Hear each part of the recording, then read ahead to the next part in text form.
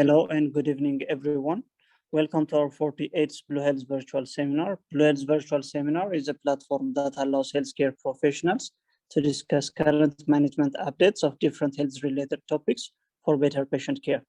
And this platform is brought to you by Blue Health Ethiopia, a medical consultancy company founded by medical doctors and a computer engineer.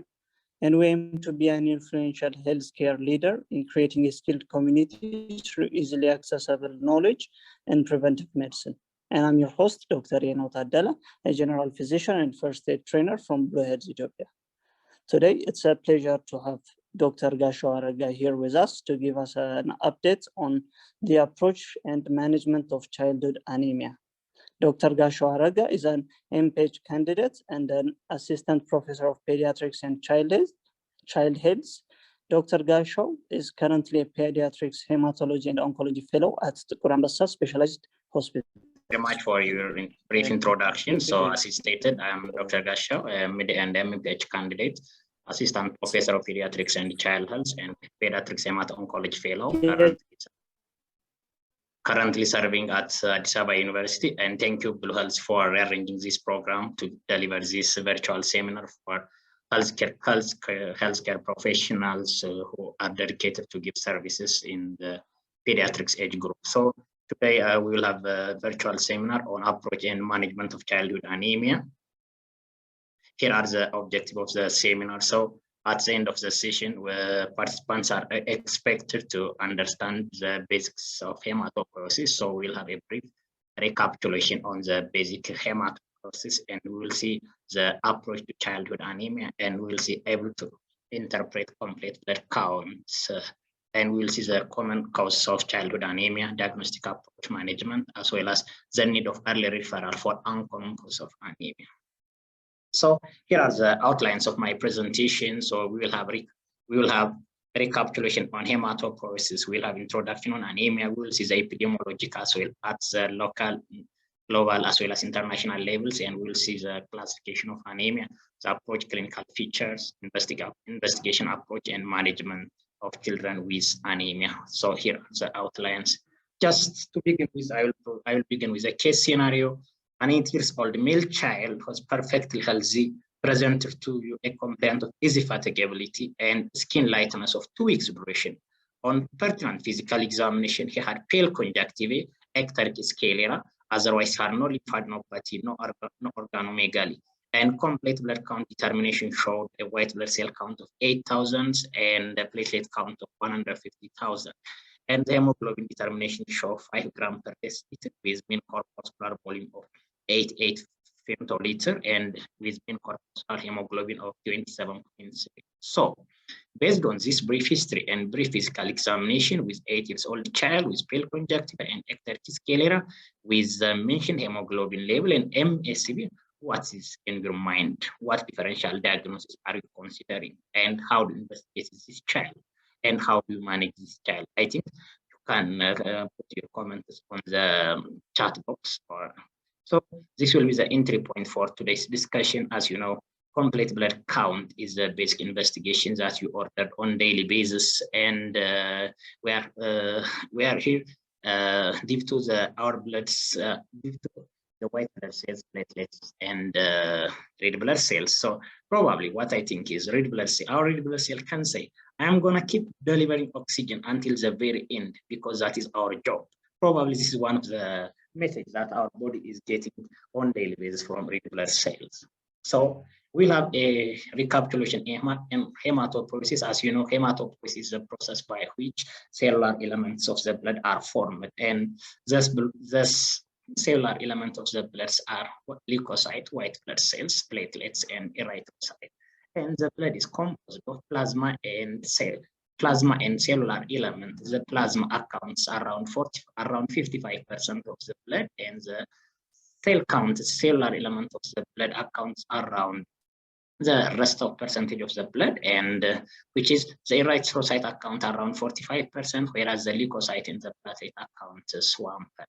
And in daily determination of basic investigation, we see this graph which show white blood cells with differential of white blood cells are neutrophils, basophil, eosinophil, neutrophils, and red blood cell with indices with RBC count, MCV, MCH, MCH3, RDW, MCV, and also platelet count. So this hematopoiesis is a process by which cellular elements of the blood are formed, and this hematopoiesis is a continuing process. And in the developing human embryo and fetus, hematopoiesis has three anatomic stages that are mesoblastic, in which mesoblastic hematopoiesis occur in the extra embryonic structures, principally in the yolk sac, usually begin on day 10 up to 40th day of gestation.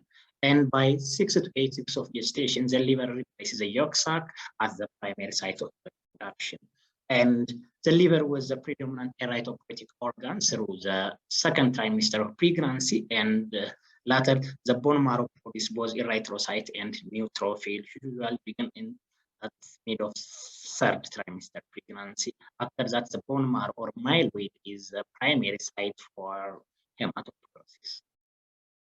Having said this, regardless of gestational age or anatomical location, the production of all hematopoietic tissue begins with pluripotent stem cells. This is capable of both self-renewal as well as clonal maturation in blood cell lineage. Thus, blood cell lineage can be white blood cells, red blood cells, or platelets. So, hematopoietic stem cells are able self-renewing cells that differentiate and become committed into different cell lineage. This cell lineage can be white blood cells, platelet, or erythrocyte. And these pluripotent stem cells and early progenitors can be cultured in culture media, what we call colony forming units. I think you are all familiar with the bone marrow. This bone marrow is the principal site of hematopoiesis and made up of the yellow marrow and the red marrow. The red marrow is the primary responsible for bone marrow production, and as the age increases, the red marrow decreases, and the yellow marrow, which is usually made of connective tissue or fats, is usually decreased. And then newborns have the highest red marrow, which accounts more than 80% of the bone marrow. Through age, there is a decrease in the red marrow, whereas increasing in the yellow marrow. And to know the red marrow and the yellow marrow, we can calculate the red marrow is usually 100 minus age. So, as I said before, the bone marrow is the primary site of hematopoiesis, and these hematopoietic stem cells are self-renewal, and these hematopoiesis can give progenitor cells. Thus, progenitors can be lymphoid progenitors or myeloid progenitor cells. The lymphoid progenitors are primarily give rise to T cell and B cell, whereas the myeloid progenitor give rise to different varieties of white blood cells, erythrocytes, as well as platelets, megakaryocytes that give rise to platelets. And this is different stages of maturation of erythropoiesis.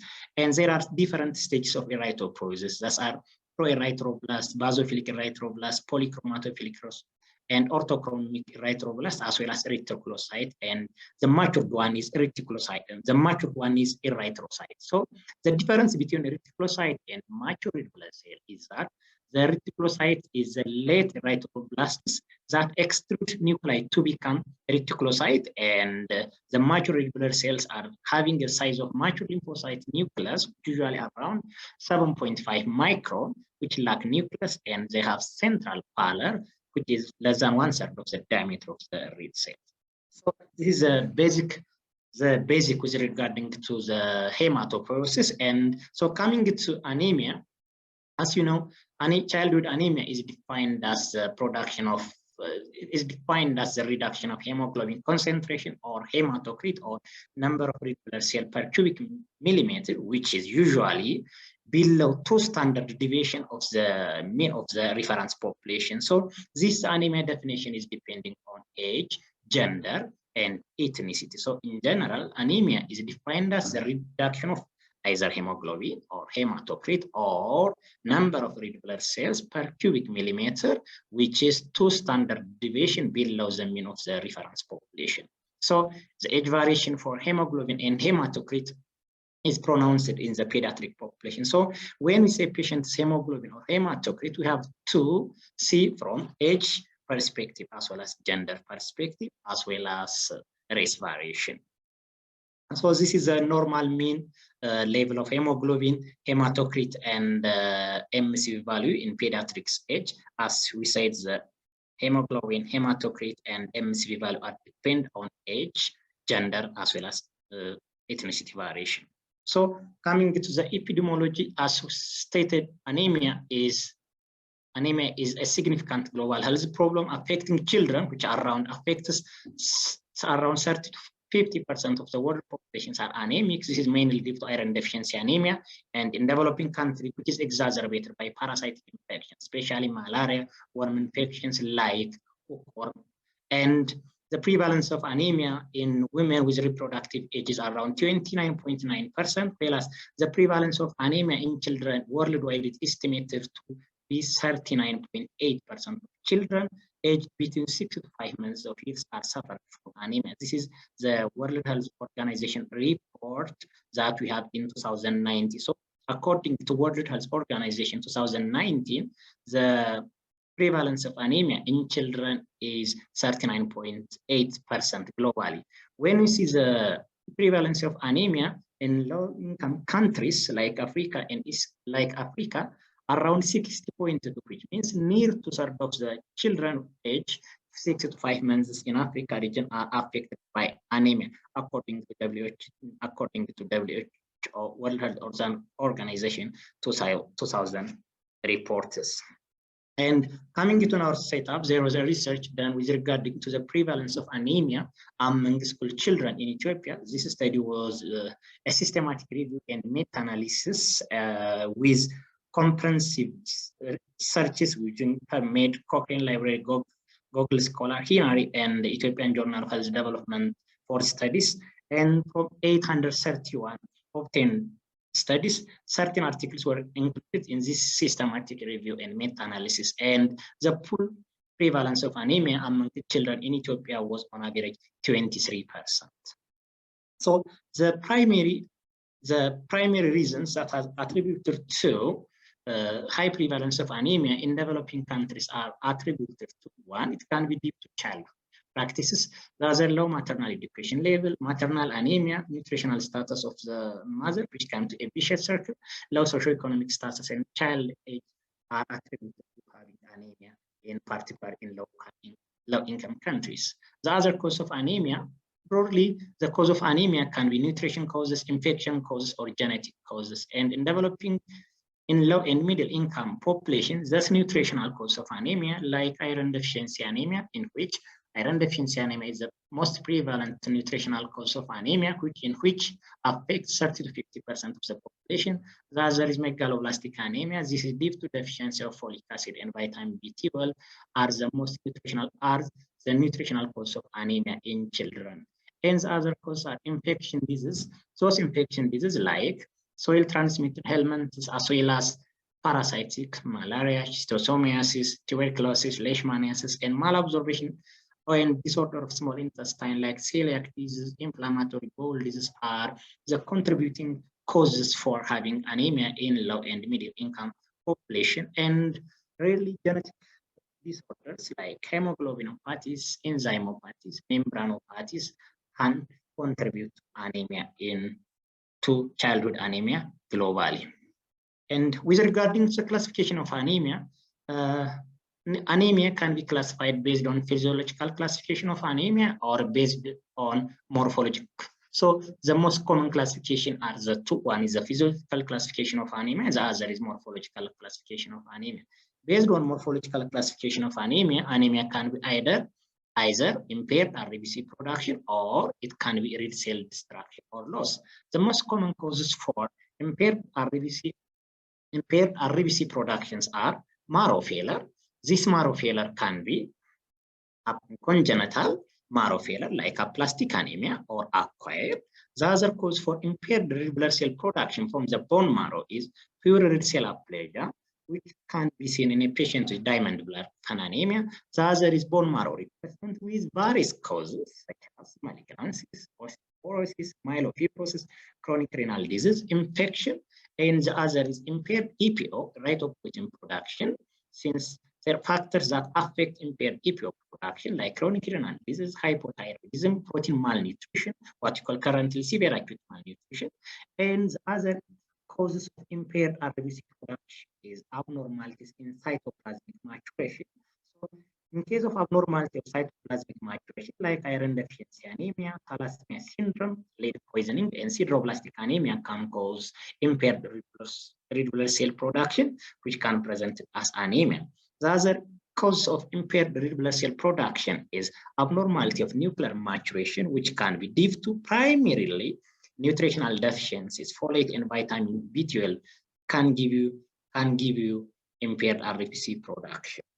And the other causes of RBC, the other causes of physiological, the other causes of anemia are increased red blood cell destruction, which might be due to intrinsic or extrinsic causes, or intravascular or extravascular causes, or they can be presented with like intrinsic causes and extrinsic causes, and they can be presented with immune mediated or non-immune mediated. So the causes for impaired red blood cell destruction can be like inherited causes like hemoglobinopathies, enzymopathies, and membranopathies. The other can be like immune mediated, which can be antibody mediated, and the other acute or chronic blood loss and mechanical injury to the erythrocyte, particularly mechanical injury to the erythrocyte during sepsis or hemolytic uremic syndrome can give you increased red cell destruction that can contribute to anemia. The other means of classification of anemia is based on morphological classification of anemia. The morphological classification of anemia is based on mere corpuscular volume, in which patient can have microcytic anemia, normocystic anemia, or macrocytic anemia. Based on the determination of the MCV value and the reticulocyte count, patients can have macrocytic anemia with low reticulocyte count. So usually children with macrocytic anemia with low reticulocyte count can have iron deficiency anemia and thalassemia 3. And children with macrocytic anemia with low reticulocyte count can have folate deficiency and vitamin B12 deficiency. So this is a morphological classification of red blood cells. As you know, the normal red blood cell size is around 7.5 micrometer, and patients who is having macrocytic are called macrocytic red blood cells, and the causes or associated conditions that can be attributed to macrocytic anemia are vitamin B12 and folate deficiency. And macrocytic anemia, the cause for macrocytic anemia are primarily iron deficiency anemia and thalassemia, and also like a peripheral morphology suggestive of spheroids can be associated with hereditary spherocytosis or autoimmune hemolytic anemia. And as a peripheral morphology suggestive of schistocytes are usually seen in medical conditions associated with microangiopathic hemolytic anemia as well as mechanical valve induced. So when you say a patient, when we get a child considering childhood anemia, the patient evaluation should be focused on history, physical evaluation, and laboratory. So the history should focus demography, age, and sex, iron deficiency anemia, because especially in infants less than 6 months, we have to ask history of prematurity, neonatal blood loss, and maternal anemia, and in school-age children, we have to focus on ongoing blood loss, malabsorption, or very poor diet. And during the neonatal period, it is very important to dig important histories such like recent blood loss, isoimmunization, the blood group of the mother, if there is ABO incompatibility or RH incompatibility, and a possibility of congenital infections, especially congenital torch infection, should be low. And the other is patient at neonatal period may present with essential manifestation of congenital hemolytic anemia, and a history of prematurity at birth at the gestational age at birth should be looked during neonatal history taking. And the other is taking the detailed history with regarding to any questions or any history related to hemolytic episode, any history of family history, any history of jaundice, any history of urine color change should be asked in detail. The other important issue that we have to look in the history is, as we said, intestinal parasitotic infection are a significant contributor to childhood anemia in low and middle income countries. So we have to focus on history of nematode, especially parasite infection, malaria, in which Plasmodium falciparum is the commonest causing severe malaria and severe anemia. We have to look at history whether a child is from malaria endemic or not. The other important, so any history suggestive of malaria should be digged accordingly. The other is history of hookworm infestation, and the most important in the other, is there any history if the patient is living in Leishman endemic area, such history should be digged during history taking. The physical examination with regarding to when we suspect a child with anemia, we should do a focused physical examination, and the focused physical examination should focus on general appearance, whether a child has distress or dysmorphic feature, because a child with dysmorphic feature like features of Fanconi anemia, congenital may present with dysmorphic feature, which can be a telltale sign. And the other, we have to look for vital sign derangement and anthropometry, and we have to look sign of anemia. The most important site for looking at anemia are, one is conjunctiva. We have to look at the conjunctiva, tongue, and we have to see as we see in the figure, in the first picture show child checking pale conjunctiva, and the second picture showed you checking anemia, whether the palms are involved or not, whether the palmar crease are involved or not, because the involvement of the conjunctiva, the involvement of the mucous membrane, the involvement of palms, the involvement of palmar crease suggests you the degree of anemia. And the other, it is important to look whether the child having ecteric sclera or any yellowish discoloration of the body, because this yellowish discoloration of the body may suggest or tell you any episode of hemolytic anemia. So once you take a history and physical examination, you have to focus on the CBC. The first investigation that we order is complete blood counts. The complete blood count, including the differential white blood cells, red blood cells with indices and platelet count. So we have to look at each red blood cell indices. So we have to look the red blood cell count, we have to look hemoglobin, we have to look the hematocrit, we have to look the MSH, we have to look the MSH, we have to look the MCV, we have to look the RGW, we have to look the reticulocyte count. And as you know, the lower limit for MCV is calculated as 70 plus age in years, and the upper limit for MCV is 84 plus 0.6 age in years is the upper limit for MCV. Based on this, patient can be microcytic or normocystic or macrocytic. And the other, it is important to know the normal values of MCH, MCH3, and hemoglobin, and the normal value of RBW.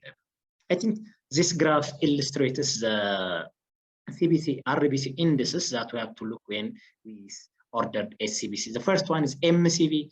This mean corpuscular volume shows the average size of RBCs, which can be calculated hematocrit over red blood cell times 10, and decreased mean corpuscular volume and decreased MCH are suggestive of iron deficiency anemia and thalassemia. The second one is mean corpuscular hemoglobin, which is the amount of hemoglobin per red blood cell, and the formula for MCH is hemoglobin or packed RBC times 10, and the normal value for MCH 26 up to 6. And if in a child having high MCV, which can be suggestive of vitamin B12 or folate deficiency. The other important parameter of RBC, red blood cell parameter, is MCH, which is calculated, which is the amount of hemoglobin per cell relative to the red blood cell, which can be calculated hemoglobin over hematocrit times 100. Normally, the mean corpuscular hemoglobin concentration is 31 up to 36, and it is when we get a child having MCHC value increased, which is greater than 36, you have to suspect any like hereditary spherocytosis or sickle cell disease or any homozygous hemoglobin disease should be considered. The other important red blood cell parameter is RDW, which red cell distribution, which shows the variability in red blood cell with a normal value of 11 up to 14.5. And this RDW is very important for differentiation of iron deficiency anemia from thalassemia, in which the RDW is usually increased in iron deficiency anemia or as low or normal in thalassemia. So when we have this when you order CBC, it is very important to see the RBC count, hemoglobin, hematocrit, MCH, MCHC, RDW should be looked in detail. And the other is peripheral morphology. Peripheral morphology is another important investigation that we have to order to see whether any normochromic, hypochromic, or hypochromic states. So this is grading of anemia. Grading of anemia can be graded clinical grading, or there is WHO grading of anemia. The clinical grading is, as I said before, if our physical examination suggestive conjunctival pallor or mucous membrane is mild, and if it is of base skin pallor, which is suggestive of moderate anemia, usually mild hemoglobin is hemoglobin level of greater than 10 grams per deciliter, and moderate is usually hemoglobin level between 7 to 10 grams per deciliter, and if palmar crease is involved, which is suggestive of severe anemia, and the grading can be estimated that the hemoglobin level is greater than 7 grams per deciliter. So we can grade anemia based on clinical as well as based on the laboratory measurement of anemia. So far we have seen about the recapitulation with regarding to hematopoiesis. We have seen about the introduction with anemia and the classification of anemia. And now we'll focus about the general principles and management of childhood anemia. The general principle of management for childhood anemia is supportive and definitive treatment. The supportive treatment for child having childhood anemia is depending on the level or depending on the severity, of the hemoglobin. So if the patient presented with is respiratory distress, they may need supplemental oxygen, they may need fluid administration, and they may need blood transfusion. And factors that has to be considered in the decision to transfuse red blood cell in a child presented with or diagnosed with childhood anemia. One, you have to look for the patient's symptom or any signs and symptoms suggestive of respiratory distress or compensatory capacity. The other, you have to consider the presence of underlying cardiorespiratory distress, as well as we have to look the cause and anticipated course of the anemia and the need of alternative therapies. For example, in a patient who is having impaired EPO production, like as I said before, if medical conditions are presented with impaired EPO production, like chronic renal disease, like hypothyroidism or hypopituitarism, or chronic inflammation, or hemoglobin mutants with decreased affinity for oxygen, they may need erythropoietin. So that the supportive treatment should address those questions. Second one is the definitive treatment. The definitive treatment is primarily identify and treat the underlying cause of anemia. So the general principle in management of childhood anemia is supportive and definitive treatment.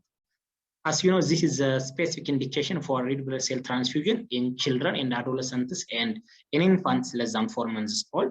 So packed red blood cell transfusion is indicated, for example, like maintain hemoglobin greater than 7 grams per deciliter in perioperative period, or maintain hemoglobin greater than 7 grams per deciliter in symptomatic chronic anemia, and maintain hemoglobin greater than 7 grams per deciliter in a patient having bone marrow failure are the indications for pediatric red blood cell transfusion in children and adolescents. Whereas in newborns and infants with less than 4 months of age, we have to maintain hemoglobin greater than 12 grams per deciliter during severe pulmonary disease or any pediatric acute respiratory distress syndrome. And hemoglobin should be kept greater than 10 grams per deciliter preoperatively and during major surgery in infants and newborns. So for the time being, I'll focus on common cause of childhood anemia. So the most common cause of childhood anemia, I can approach this childhood anemia as microcytic, normocystic, or macrocytic. So we'll focus on the microcytic anemia. The microcytic anemia, in which, as we said before, the MCV value can be calculated as 70. The lower limit is usually 70 plus age in years, and the upper limit is 84 plus 0.6 times age in years. And if the patient's mean corpuscular volume is below the age, we can diagnose microcytic anemia from the CBC determination or from the peripheral morphology. And for example, in this particular peripheral specimen, what is Zarro showed The arrow shows lymphocyte, and thus we can see microcytic sickle shape, which is a suggestive of iron deficiency anemia. The most common cause of microcytic iron deficiency anemia are microcytic anemia, are iron deficiency anemia, lead poisoning, anemia of inflammation, and thalassemia. So we will look at the commonest microcytic anemia. And the commonest cause of microcytic anemia is iron deficiency anemia, which is the most widespread and common nutritional disorder in the world. And it is estimated that 30 to 50% of the global population has iron deficiency anemia, in which most of them are primarily in the developing countries. And the peak prevalence of iron deficiency anemia is usually occurred during late infancy and during early childhood. And the second peak of iron deficiency anemia is usually during adolescence. This is primarily, as you all know, a full-term newborn infant contains about 0.5 gram of iron compared to 5 gram of iron in adults. And this change in quantifying of iron from birth to adulthood means there is an average of 0.5 milligram of iron must be absorbed each day during the first 15 years of life. And a small additional amount is necessary to balance the normal use of iron by shedding of the cells. And what is recommended is to absorb approximately 1 milligram daily. 1 milligram daily of iron should be absorbed to keep the positive iron balance during the childhood. And it is only less than 30% of dietary iron is usually absorbed. And so a dietary intake of around 8 to 10 milligram of iron is usually necessary to maintain this level. So we have to look at the etiologies for iron deficiency anemia. One is low birth weight, because as I said, the main iron usual transfer in the third trimester, and a full-term newborn infant usually contain about 0.5 gram of iron. And term infants may develop iron deficiency anemia usually 9 to 24 months. And we have to look at the causes for iron deficiency anemia, which can be due to dietary inadequacy, or it can be due to blood loss, especially in low and middle income country where intestinal ailments like hookworm, parasitic infection like malaria, visceral leishmaniasis, schistosomiasis are common. And the other is nutritional causes like excessive cow milk intake. During infancy, when growth is most rapid, it is stated that breast milk contains around 0.5 milligram per liter of iron, and also the iron content of cow milk is low, which is around 0.4 milligram per liter. So new children getting excessive cow milk may develop anemia that is due to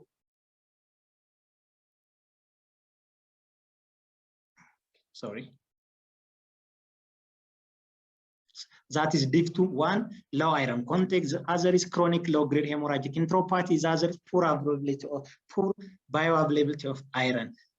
And 50% of iron are absorbed, have bioavailability from breast milk, but from cow milk it's only 5 to 10%. The other causes in adolescents like menorrhagia should be considered. So the diagnosis of iron deficiency anemia is from history, physical examination, and laboratory. And a therapeutic trial of oral iron is an appropriate initial diagnostic test. And this is the CBC profile parameters that can differentiate iron deficiency anemia from thalassemia or anemia of chronic disease. And in iron deficiency anemia, the hemoglobin is decreased, MCV is decreased, RDW is increased, whereas the serum ferritin is decreased and the iron binding capacity increased. But whereas in thalassemia, the transfer saturation is normal, the transferase receptor is normal. So this table showed you the differentiation of iron deficiency anemia from thalassemia and anemia of chronic disease.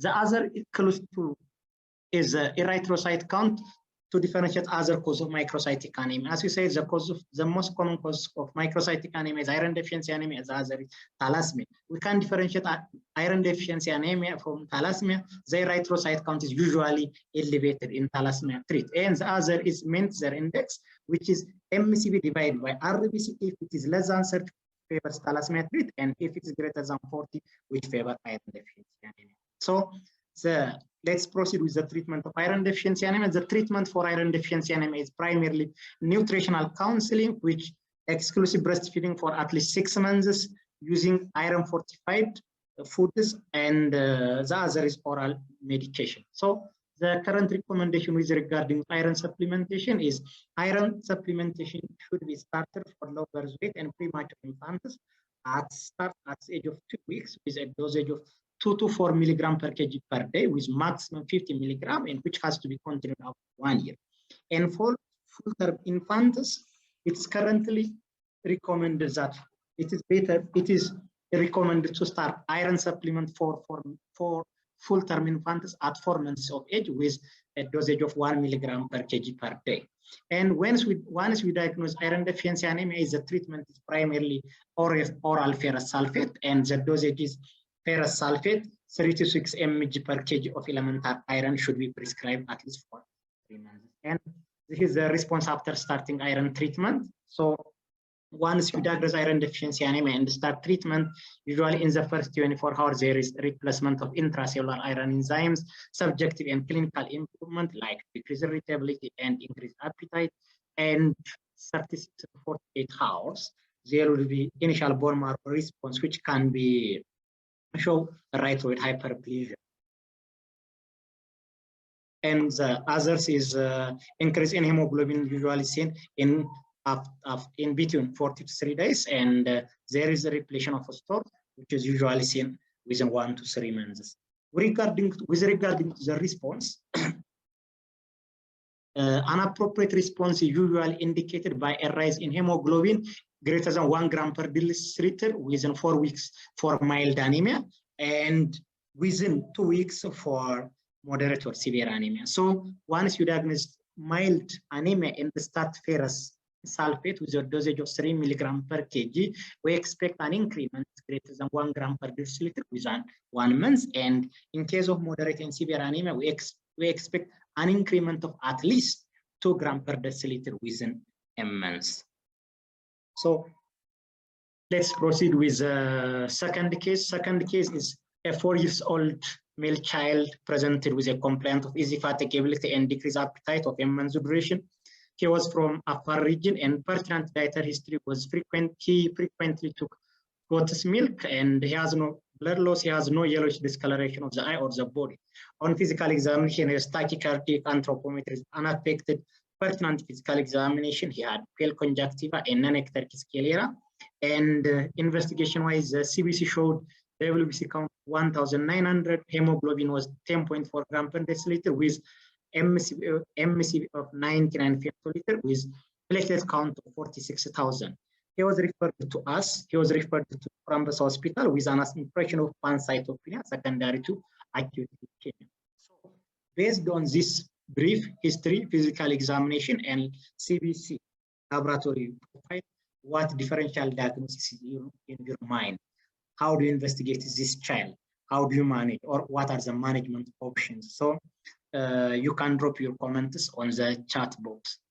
This is a real patient that he was referred from for us with a diagnosis of pancytopenia secondary to acute leukemia. The CPC profile of the child is WBC is 1,900, hemoglobin is 10.4, and you can see the MCV value. The MCV value in this child is 99. And so what differential diagnosis you mind? How do you investigate this child, and how? So from this 4-year-old child, the pertinent history that we have is the child is on goat's milk. So what are the contents of goat's milk? And anthropometry is unaffected. He has on pale conjunctiva, non-ectatic sclera, so that this patient has anemia, but no features of hemolysis. The other is pancytopenia with MCV of 99 femtoliter. As I said before, the lower limit for mean corpuscular volume is 70 plus age in years. The lower limit for this child will be 74. The upper limit for MCV is 84 plus 0.6 times age.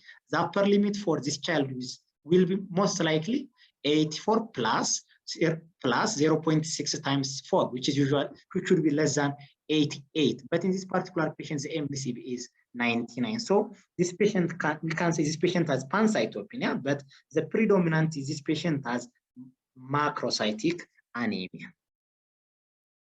So we'll have a discussion on macrocytic anemia. I think most of the participants have answered this. I see Reza, Daniel, Virma, I think all have responded that this patient has most likely macrocytic anemia, which can be either folate deficiency. So let's proceed with regarding the approach to macrocytic anemia. The first step in evaluating macrocytic anemia is to determine if there is elevated MCV, which can be due to increased erythrocyte count, or which can be due to a relative decrease in DNA synthesis during erythropoiesis. So we have to look what will be the cause for macrocytic anemia. Is it due to elevated MCV, due to increased erythrocytosis, or it can be due to relative decrease in DNA synthesis during erythropoiesis, which can be either folate deficiency or vitamin B12 deficiency.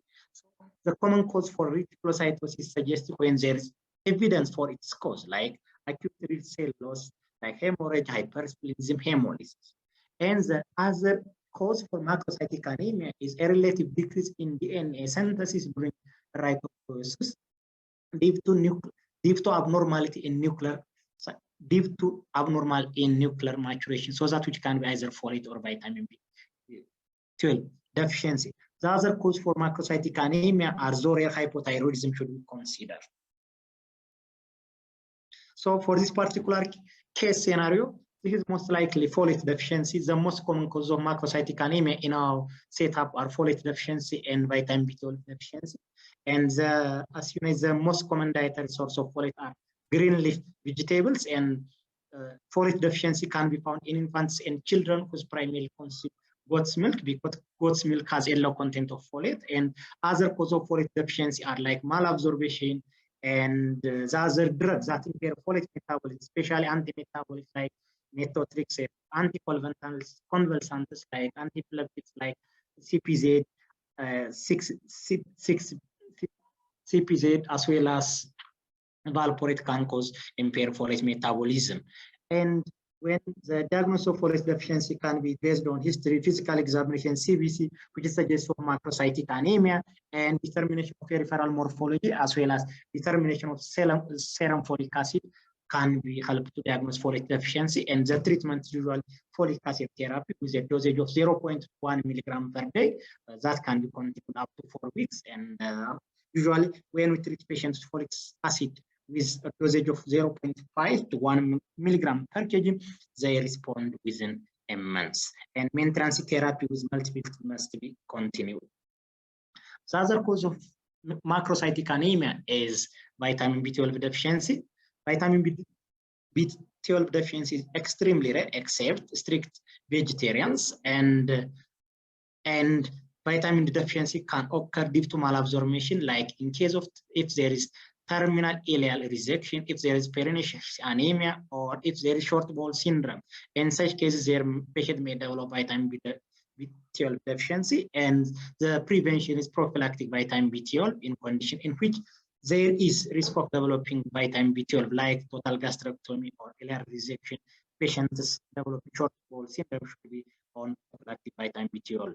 And one should diagnose vitamin B12 deficiency. Usually in our setup, what you can diagnose folate or vitamin B12 deficiency is based on history, physical examination, laboratory suggestion of macrocytic anemia, and peripheral morphology, or bone marrow aspiration suggestion of hypersegmented neutrophils, or determination of serum B12 level, especially if we determine serum B12 level, and if it is less than 100 nanogram per deciliter, which is suggestive of vitamin B12 deficiency. And the treatment is vitamin B12 or cobalamin. Practically what we can give is vitamin B12 1000 microgram daily for the first 7 days, then weekly for 4 weeks, that means for 1 month, then we'll continue on monthly treatment for vitamin B12. So this is the sequence of clinical and hematological improvement in megaloblastic anemia treatment. So once you start treatment with cobalamin or folate treatment for a patient with megaloblastic anemia, the day one there will be sign of infective hematopoiesis reverse. That's are like serum iron and bilirubin level fall. And day two there would be increase begin in reticulocyte count, and usually almost like the tongue gastrointestinal symptoms are clear within the first 2 weeks, and like the neutrophilic hyperpigmentation reverse and giant metamyelocytes or disappear from bone marrow at around 2 weeks. And with regarding to blood count recovery in a patient with megaloblastic, in patients with megaloblastic anemia, blood cell count and RBC indices, they completely become normal around 6 to 8 weeks. So far, we have seen cases with iron deficiency anemia, which is the commonest cause of microcytic anemia, and we have seen cases of macrocytic anemia like folate deficiency and vitamin B12. Then I proceed with the last case. The last case is a 6 years and 4 months old female child who is on follow-up at our hospital since the age of 4 months with a diagnosis of severe anemia secondary to Curie. Initially, she presented with a complaint of yellowish discoloration of the eyes and the body noticed at the age of 2 months. At 4 months of age, the child developed lightness of skin color, shortness of breath, and irritability. She was also had fever, vomiting, and the child was referred to our hospital from Adama with an assessment of severe anemia secondary to Curie hemolytic anemia and Curie torch infection for better investigation and treatment by our pediatric hematology oncology unit. This is a pertinent pedigree. So what you can see is the grandparents, and this mother and the father were healthy. So they have 1, 2, 3, 4, 5, 6, 7, 8, 9 children.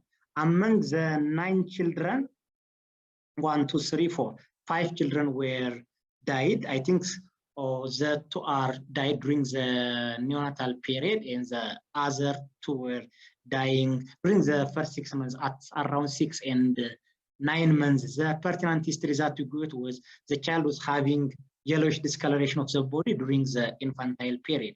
And among the alive 4 children, the patient at the age of the child that I am presenting and her younger brother at the age of 4 months, he developed yellowish discoloration of the body. So both male and female are affected, and among the 9 children, 5 were died during the early neonatal period, and 2 of the children are fine, and 2 of the children are alive but having the disease. This is the pedigree of the parents. The physical examination, there was no dysmorphic feature, vital sign or normal range, and pertinent physical examination during our referral to our hospital at the age of around 1 year. She was having pale conjunctiva and ecteric sclera. The spleen was 7 centimeters along the line of growth with a smooth surface and has palmar.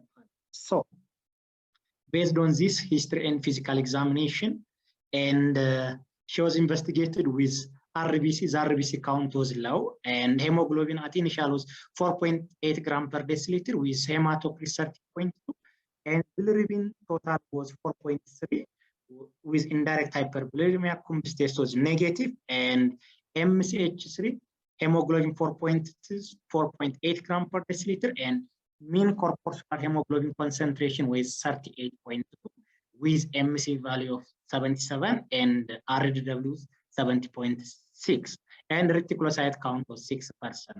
So based on urine analysis show urobilirubin +2. So based on this history and physical examination, what differential diagnosis should be considered, and what will be the possible causes, and how to approach this child? I think participants, you can respond to the question and answer box. So this is a real patient that was referred to our hospital with a complaint since the age of 4 months. So you can respond on the chat box for a possibility of differential diagnosis, investigation importance, as well as management options.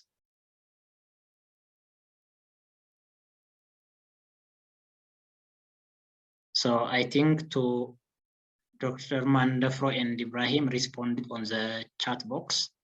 Any other, you can put your differential diagnosis. Just this is a CBC profile show hemoglobin severe anemia with a level of 4.5 gram per deciliter and MCHC of. So what is the most important thing in this child is the pedigree. You have to look at the pedigree. On the pedigree, what you see, the mother and the father has 9 children. Among the 9 children, almost 5 of the children were passed during the first 1 year of life, 2 were during the neonatal period, and they developed yellowish discoloration of the body. And 2 of the children are alive, both male and female. And the current child that is around 6 years and 4 months. The other child, her younger brother, was diagnosed with the same complaint with light skin and yellowish discoloration of body at the age of 4 years. And pertinent cerebral conjunctive ecteric sclera and splenomegaly. And the CBC profile, look the CBC profile. The CBC profile MCH3 38.2. So what will be the cause? I think most of the participants answered very well. Thank you very much. So let's proceed with the discussion part. So I can approach this child with hemolytic anemia because from the history, there is a family history of yellowish discoloration of the body and history suggestive of anemia and family loss. The other is on pertinent physical exam. There is pale conjunctiva and ecteric sclera, which is suggestive of hemolysis with splenomegaly. The other is a CBC profile. From the CBC profile, the patient having anemia with MCH3. As I said before, the normal MCH3, mean corporal hemoglobin concentration, is 31 up to 36. If MCHC greater than 36, we have to consider other abnormal condition like hereditary spherocytosis or sickle cell or hemoglobin mutants. So this is very interesting. We can approach this child as hemolytic anemia. As you know, hemolysis can be defined as a premature destruction of red blood cells, and this results when the rate of destruction exceeds the capacity of the bone marrow to produce additional red blood cells, and the normal red blood cell survival is around 110 up to 120 days, with a half-life of 55 to 60 days. So during hemolysis, what happens is the red blood cell survival is shortened, the red blood cell count falls, erythropoietin is increased, and the marrow erythropoietin is stimulated. So there will be a compensatory erythroid hyperplasia with increased RBC production, which can be reflected by increase in the reticulocyte count. Remember, during the sequence of hematopoietic cell maturation, erythroid lineage, there is pluripotent stem cells which give you myeloid stem cells, and which give further to breast forming unit cells, which give further to colony forming unit, and then there are stages of RBC maturation. That's like pronormoblastis, basophilic normoblastis, polychromatophilic normoblastis, orthochromatophilic normoblastis, reticulocyte, and erythrocyte. So when there is hemolysis, there is a compensatory erythroid hyperplasia with increased RBC production, which can be reflected by RBC count, and the mono can increase in its output in around 2 to 3 in acute cases, and 6 to 8 fold in chronic hemolysis. So it is very important to calculate the RBC, to calculate the reticulocyte count with maturation factor. So in case of hemolysis, we can calculate the reticulocyte production index, what you call RPI index, with a formula, reticulocyte count percentage times observed hematocrit over normal hematocrit times 1 over mu. This maturation is maturation. This mu is maturation factor. So we can give mu value 1 if the observed hematocrit is 45, mu is 1.5.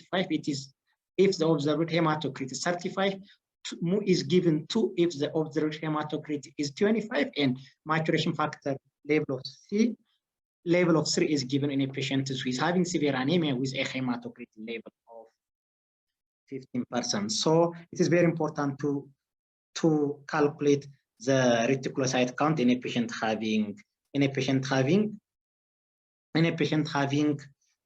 hemolytic anemia. So it's going to suspect hemolytic anemia if there is history of anemia, yellowish discoloration, or gallstone in the family, if there is persistent or recurrent anemia with reticulocyte count, or if the anemia is having if the child is having intermittent boots or persistent or indirect hyperbilirubinemia, or the child present with splenomegaly, hemoglobinuria, or the presence of multiple gallstones in the family or in the child can be suggestive of hemolytic anemia.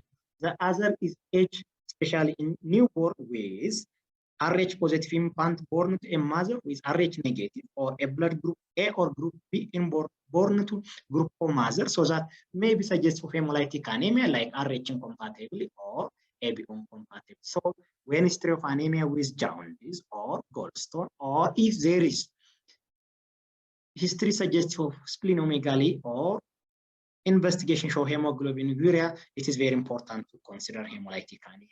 And the other is physical examinations. You have quite a detailed physical examination to look like congenital cause of enzymopathies, hemoglobinopathies, or membranopathies. We have to look frontal bruising, depression of nasal bridge, short nose. For example, this is a typical case of a patient with thalassemia, with enlargement of the maxilla caused by bone marrow expansion and extreme expansion of marrow space in the long bones, which can give us chimping faces, which is typical of thalassemia. So we can approach hemolytic anemia as intrinsic or extrinsic, or immune-mediated or non-immune-mediated, or intravascular or extravascular. So especially in congenital cause of hemolytic anemia in the particular child, it is better to consider intrinsic, extravascular, inherited hemolytic causes. So the intrinsic causes are generally like hemoglobinopathies, abnormal in the hemoglobin, that can be thalassemia.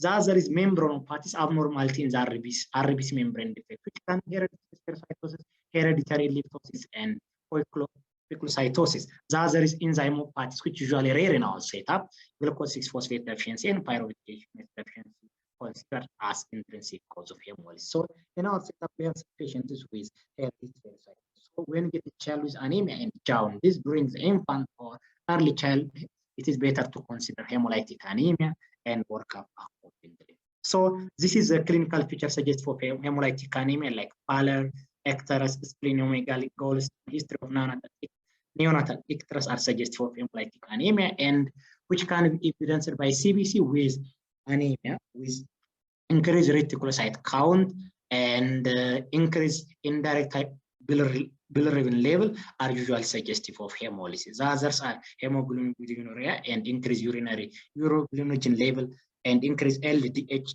can suggest hemolytic anemia.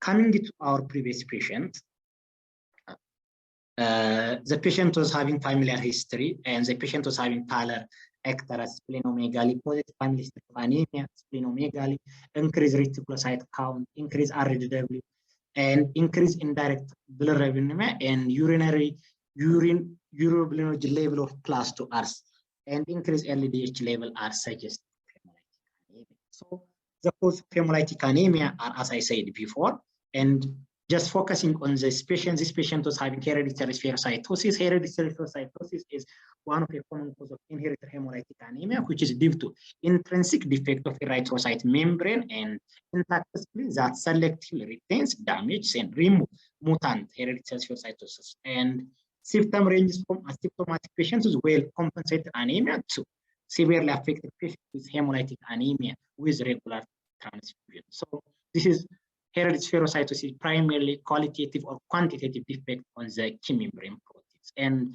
the genetics is that it is autosomal dominant inheritance in 75% of the cases, and no family history can be identified in 25% of the cases, which can be due to de novo mutation, or it can be due to autosomal recessive inheritance. So the diagnosis of hereditary phagocytosis can be established for one, a positive family history and the presence of typical clinical and laboratory features of the disease. So splenomegaly spherocytosis on the blood smear, or reticulocytosis and elevated MCHC. So these are suggestive for hereditary spherocytosis. So positive family history, typical clinical and laboratory features are suggestive of hereditary spherocytosis. So when we suspect a child with hemolytic anemia, that can be with intrinsic causes, that can be autoimmune, that can be due to immune mediated or non-immune mediated causes, we have to see the clinical feature as well as the laboratory features of hemolytic anemia. The other is like osmotic fragility test, which can, and EMA binding can help to diagnose for hereditary spherocytosis. Coming to this particular patient, the treatment for hereditary spherocytosis are general supportive care and specific. The general supportive care is growth monitoring, vaccinations, and folic acid supplementation, because those patients are at risk. The patients have ongoing hemolysis, and folic acid supplementation is very important. The curative in most patients is splenectomy. The splenectomy is curative in most patients because spherocytes are destroyed and almost exclusive in the spleen, and this splenectomy removes the primary graveyard for spherocytosis, and splenectomy is considered the standard surgical treatment in moderate and severe form of hereditary spherocytosis. As I said before, hereditary spherocytosis symptomatically ranges from mild to moderate severe.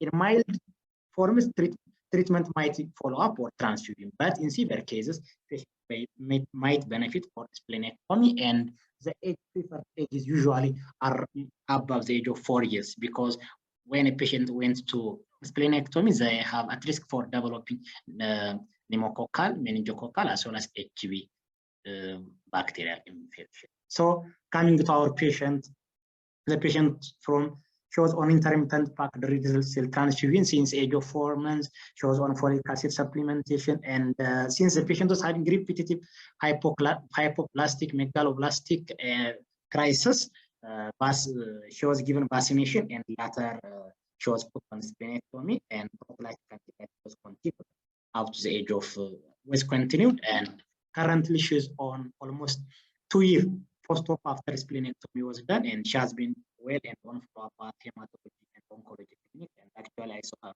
almost 3 weeks back doing well.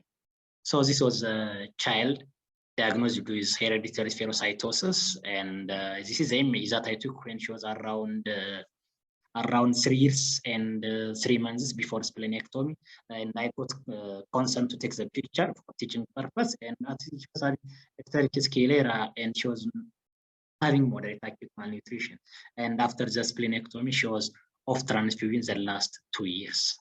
So far we have seen about recapitulation on hematopoiesis. We have seen about the introduction is anemia, the epidemiology, classification of anemia. The classification of anemia, it can be physiological classification or it can be morphological classification, and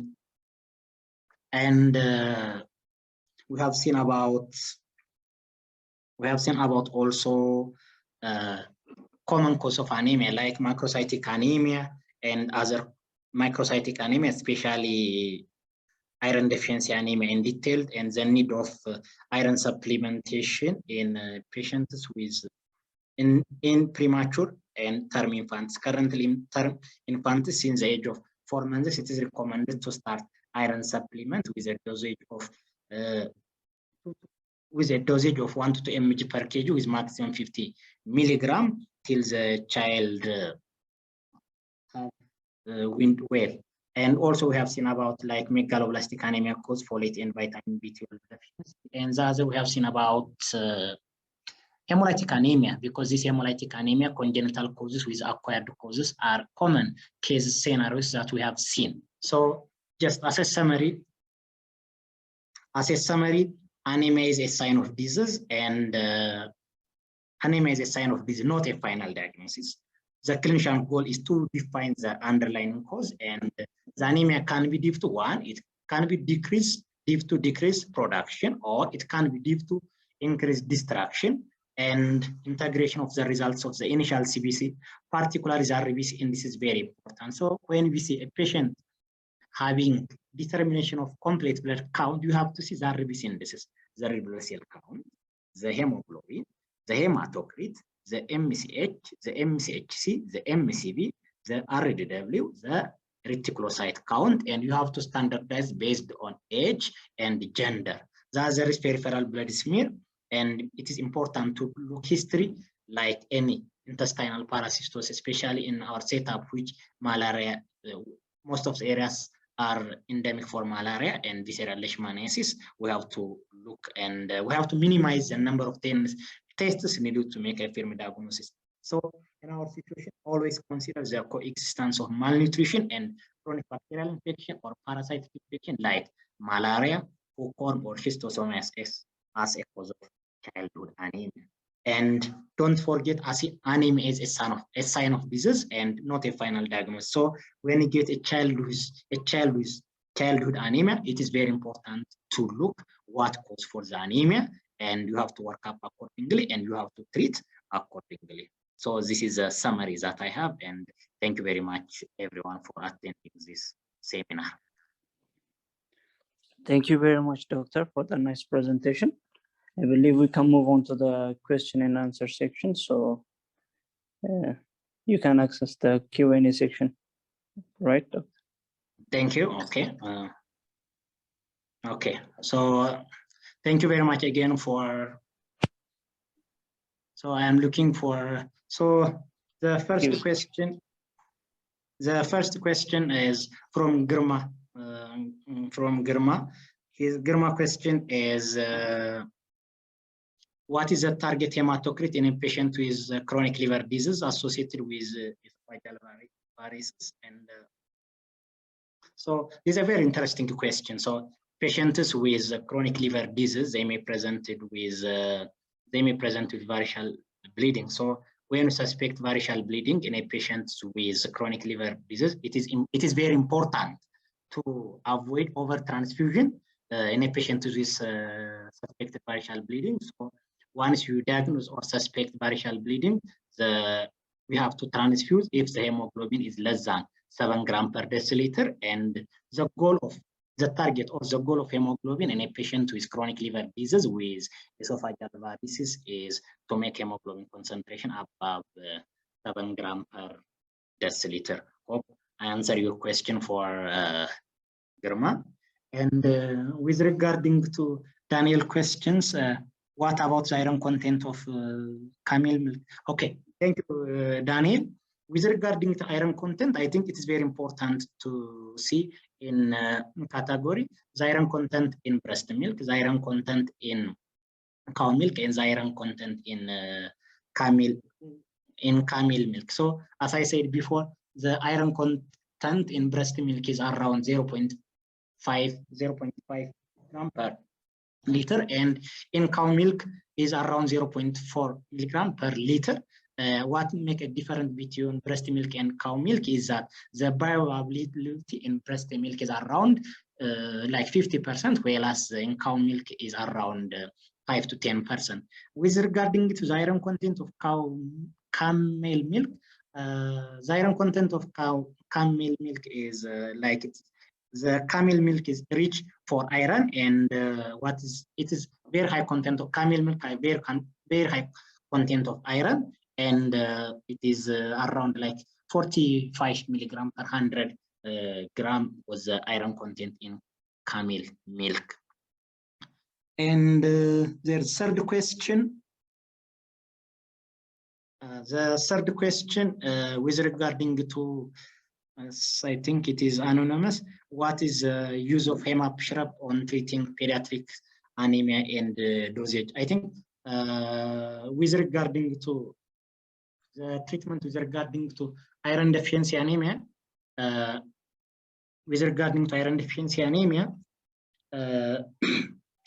what we recommended is there are different brand names like Hemap Shrub, ferrous sulfate, and Hemap Shrub, ferrous sulfate, and Elro. So this Hemap Shrub and other components of iron, the most important thing is to see the content of the elemental iron. In treatment of iron deficiency anemia, the most important is the content of the elemental iron. The content of the elemental iron should be at least 3 milligram per kg per day with a range of 3 up to 6. For example, in ferrous sulfate, it is 75 milligram per 0.6 ml. So we have to calculate the required elemental iron, And also in aileron also contains 50 milligram per 50 milligram of elemental iron per 1 ml. So when we order prescription like this, we have to see the content of the elemental. The content of elemental iron, which must be at least 3 to 6 milligram per kg of elemental iron. That is the answer. And with regarding to, I think the other question, sorry. The other question with regarding to osmotic fragility test, I have been raised this question, and I have been raised with osmotic fragility test with regarding to the hereditary spherocytosis. This osmotic fragility test was previously done in many setups. This osmotic fragility test is usually done for that biconcave disc-shaped redular cells can penetrate the splenic sinusoids, but in hereditary spherocytosis, what is assumed is that the RBC cannot penetrate the splenic sinusoid, and they are prone to rupture and hemolysis. What they did is they put the sample on NS, and thus hereditary spherocytosis cells, since they cannot able to penetrate the splenic sinusoids, they are prone to rupture and hemolysis. But during my experience in the TASH, currently this is not currently being done as an investigation for osmotic fragility test. So thank you very much, Doctor. On behalf of Blue Health Ethiopia and our participants, thank you very much, Dr. Gashaw, for taking the time to present the session. It was an important point of discussion, and it was interesting that you brought out real case scenarios. So, Doctor, thank you again, and we hope we will meet in another session. And if you have anything that you want to add, let me give you the stage one last chance, one more time.